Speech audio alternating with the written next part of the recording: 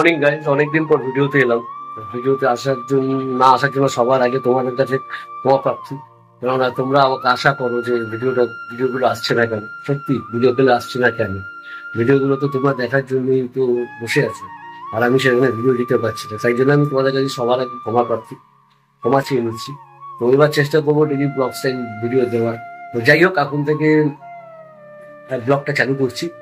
তো আমার মার তো শরীর খারাপ, তোমরা নিজেরাই জানো। আমার মা প্রচন্ড শরীর খারাপ এখন, আর পেটে হার্নিয়া হয়েছে, পেটে জল জমেছে, সুগার আছে, বুকে ব্যথা হয়, হাড়েরও প্রবলেম আছে, সবকিছু নিয়ে একদম খিচুড়ি পেকে এনেছে। তো ডাক্তাররা কি করছে, একবার আমাকে এই হসপিটালে পাঠাচ্ছে, ওখান থেকে লিখে দিচ্ছে আবার আর এক হসপিটালে পাঠাচ্ছে। এক হসপিটাল, এই হসপিটাল, ওই হসপিটাল, এরকমই পড়ে গেছে প্রায়। তো জানি না কি হবে। তো যাই হোক, তো এখন একটু খাওয়ার মা রেস্ট্রিকশন করে দিয়েছে। কেননা মা আগে মাই মোটামুটি রান্না মাঝে মাঝে করতো, কিন্তু এখন কমপ্লিটলি মা রান্না করা বন্ধ হয়ে গেছে। কেননা মা রান্না করতে পারছে না, কেননা মার চাপ দেওয়া যাবে না, পেটের হার্নিয়াটা বেরিয়ে গেছে নাভির থেকে। তো যাই হোক, এখন একটু যাবো বাজারে। বাজারে গিয়ে কিছু কিছু জিনিস আনতে হবে, যেগুলি মাছ খেতে হবে। কেননা সেই জিনিসগুলো খাওয়ানো যাবে না। মার তো নুন একদমই বন্ধ। আর আমি একটা অনুরোধ করবো তোমাদের, তোমরা নুন খেও না। লিভার যদি ভালো রাখতে হয়, কিডনি যদি ভালো রাখতে হয়, তবে নুনটা খাওয়া বন্ধ করে দাও। নুন খাওয়াটা একদম না। কারণ আমি হসপিটালে আমার মার না শুধু, সব অনেক লোককে দেখছি নুন খাওয়াটা বন্ধ করে দাও। নুন খুব খারাপ জিনিস, যতটা পরিমাণ কম খাওয়া যায় ততটা ভালো। তার তার সাথে সাথে তেলটাও কিন্তু খুব খতরনাক এখন। কেন এখনকার দিনে দুনিয়া ভুনচুন তেল তৈরি হয়ে গেছে, বাজে বাজে তেল তৈরি হয়ে গেছে।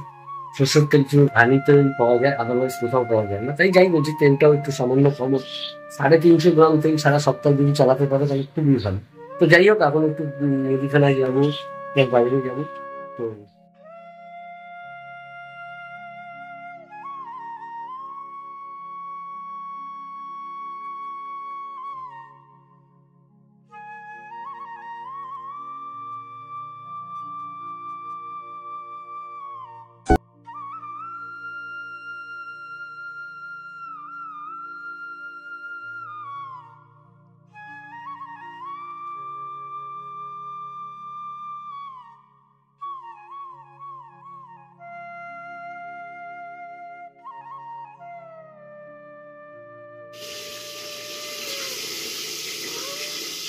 এখন বাজার থেকে চলে এসেছি, আর মা একটু আলুটা কেটে দিচ্ছে। কেননা মার কাজ না করলে মার আবার ভালো লাগে না। তাই বললাম বেকার বসে থেকে লাভ কি হবে, বসে থেকে আরো অসুবিধা হয় নিজের।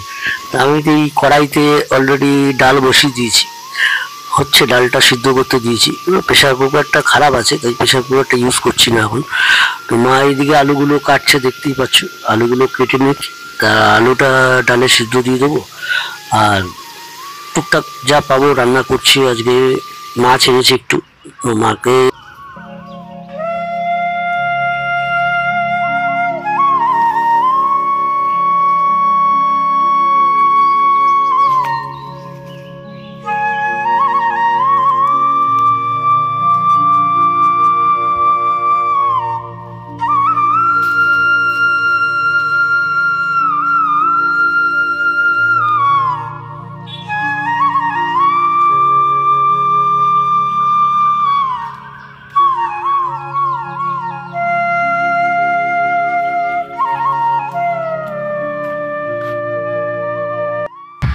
তো গাইজ এখন ট্রেনে উঠেছি। ট্রেনে উঠে প্রায় শিয়ালদায় ঢুকছি। আস্তে আস্তে শিয়ালদা থেকে আবার বাসে করে যেতে হবে, অনেক দূর। পিজি হসপিটাল অনেক দূর। তো পিজি হসপিটালে যাওয়ার জন্য আবার শিয়ালদায় নেমে বাস ধরতে হবে। যাই কারণ হোক না কেন, মানে পুরো ট্রেনটাই ফাঁকা। একদিকে খুব সুবিধাই হলো, ট্রেনটা একদম ফাঁকা, আরামসে যেতে পারবো।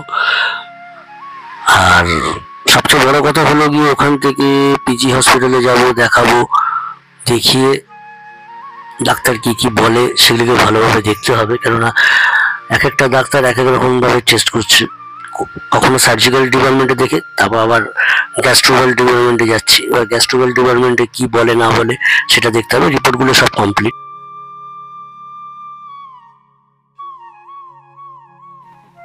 তো গ্যাস্ট্রো ডিপার্টমেন্টে টিকিট কাটতে বলেছে, তার টিকিটটা কেটে নিয়েছি। এখন টিকিটটা কেটে এখন যাবো 5 নম্বর গেটে।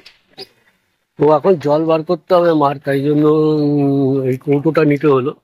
কৌটোটা নিয়ে জলের জন্য যেতে হবে, জলের ওখানে গিয়ে তারপর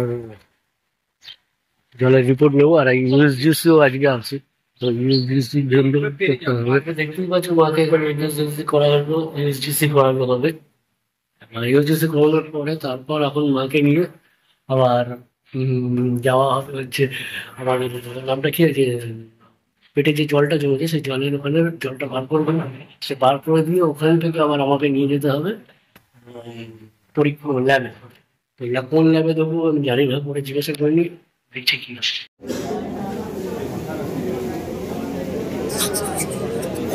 তো ভালোই লাইন আছে, প্রায় 70-80 জনের পেছনে দাঁড়িয়ে আছি। কখন হবে জানি না, তবে দাঁড়িয়ে থাকতে হবে। মাকে ওখানে বসিয়ে রেখেছি, কেননা মাকে না বসালে অসুবিধা আছে। ওখানে বসিয়ে রেখেছি, আমি নিজে লাইনে দাঁড়িয়ে।